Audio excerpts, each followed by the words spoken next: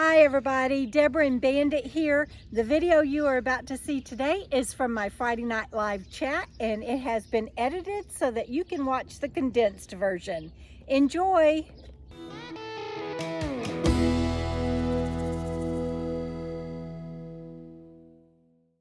So the last question of the night, and it's an important one, and I may share it again as an FNL drop, but it depends on how the internet goes tonight.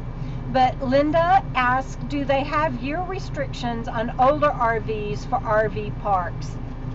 And that is such a great question, and thank you for asking. And she asked that after I shared about I bought a vintage RV, now what, and what to expect if you buy an older RV. And so Linda, that's a great question, and I want to address some of that now. And it's called the 10-year rule, and it's called the 10-year rule because it's so commonly known in the industry. And I don't know when it exactly began, but I honestly do understand it. And I lived at an RV park. I've been a full-time RV. I've lived full-time in an RV, a recreational vehicle, for 7 years, and 5 of that was in a camper van and as a full-time nomad. But 2 years prior to that, I lived in an RV, and I lived in an RV park in Dallas for a year. And I also volunteered in the office on Saturdays to help out, and I got free Wi-Fi for that. So I know a lot of that they ask that often, and I'm going to cover why they ask it and what you can do about it, and also a possible workaround. So the 10-year rule, and I got to be honest with you, it doesn't just apply to older rigs, and that doesn't matter whether it's an RV that is a Class A, a Class B, a Class C, a bumper pull, or a fifth wheel. All 5 of those are I can't get my hand in the picture. All 5 of those are considered RVs, and when they ask you how old your RV is, they are talking about all of those, and they want to know. But they're not only going to possibly restrict that. A lot of RV parks won't even let you do like vans, bus, even a camper van, vans, buses, any DIY models, a Vardo, any of those things. And so be prepared for that when you are making reservations. And there's lots of times, like in this heat that we're talking about, you have to be able to get a reprieve, and you want to go to an RV park where you can, and you just need to know that you need to be prepared for that.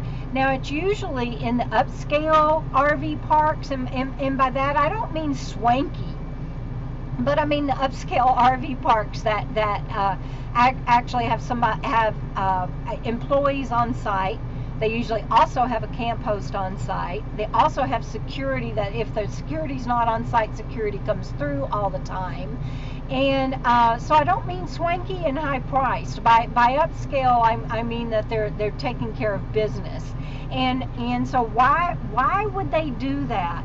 Well, I can tell you firsthand that RV park after RV park, what happens with some, I'm not saying everybody, because I drive a 1984 RV, so this is not me saying anything negative about older rigs, okay? I'm in one, I are one. But what happens a lot of times with these older RVs, and if they allow a van in, or a DIY model, or a bus or something, if they are older and they allow them in and they break down, I got 99% of the time people want to abandon them because they don't have the money to fix them. And so then the RV park ends up, and they do, I mean, they will just, the RV owners will wake up, or managers will wake up one morning and they look out and the people are gone and the rig's there. They have to go through a whole lengthy, long court process to even get it moved out, and then because they can't touch it because it's not theirs, so it's a whole lengthy court process. And then if it's something that the county or whoever's responsible for taking such abandoned vehicles demands a title. They have to try to get a title, and that's a whole nother court issue for them and a lot of expense. And not only that, older rigs, and my mechanic Ed, if he was here and could testify to it, he'll tell you, they blow a lot of crap unless you get them maintained and fixed, and some of them have oil leaks, some of them even, there's just stuff that comes out of them if you don't do like what I'm doing right now to get things fixed and maintained and upgraded and improved. And RV parks that are upscale and take care of their business, they don't want that in their parking lots and in their RV sites, because then they also have cleanup issues or it looks bad. So that's the why of it. And so that does not apply, however, it does not apply usually to national parks, state parks, county parks, BLM land, national forest land, wherever you can legally boondock. That usually does not apply. And so one of the things that you can do is, one, you always want to call ahead and ask, and always be honest. Like me, I can tell them this is a 1984 vintage RV that has been completely remodeled, and I'm continuing to do upgrades on it, and I'll get the outside done eventually, because they also, they may not want skanky looking rigs in their RV park.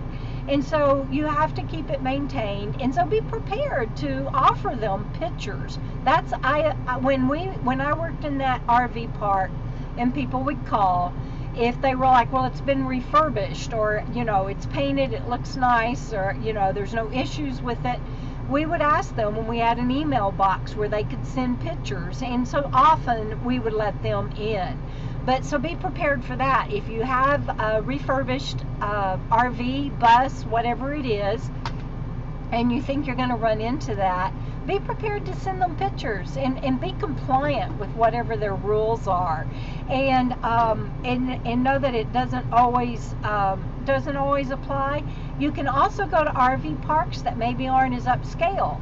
The RV park where I'm at, they don't care what age, where my home base is, they don't care what age your RV is, but I'm also 40 miles from the nearest town. They also have, right now, 5 abandoned vehicles in there that they are having to deal with, and they just got one finished up and towed out, so I guess there's really only 4. And so they're going to probably even start tightening down, and we're out in the middle of BFE.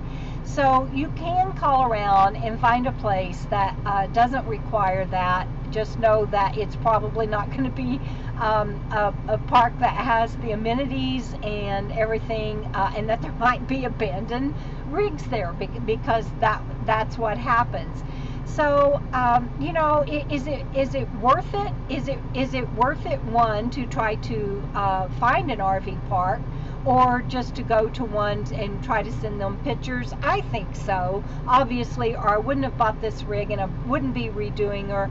And if I ever do a 1,000 Trails membership or anything like that, I'm going to have to be prepared to provide pictures and go from there.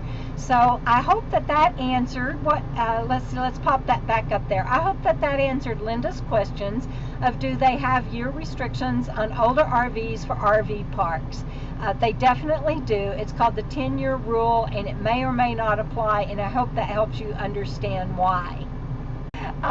Let's see. I'm laughing at some of the things people are saying, and because it's true, and I get that. It's kind of frustrating. It's like, well, heck on you if you don't want my old RV or my old rig in your park. Yeah, just spend your money elsewhere and don't mess with them. But I also understand their side of it, because I've seen it and I know what they have to deal with. And Robert says, stuff that comes out of them brings some nasty mental images, and that's true.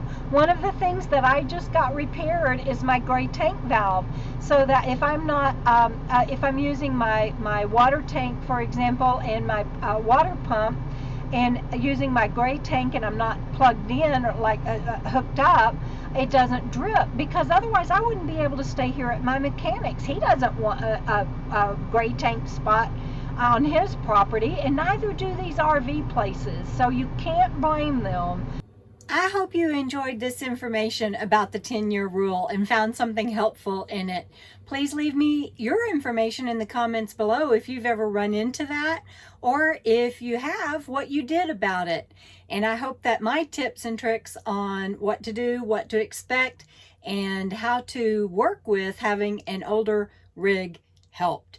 If it did, please share it on your social media so that everyone else can share their helpful tips and hopefully learn something too, and you can help my channel grow.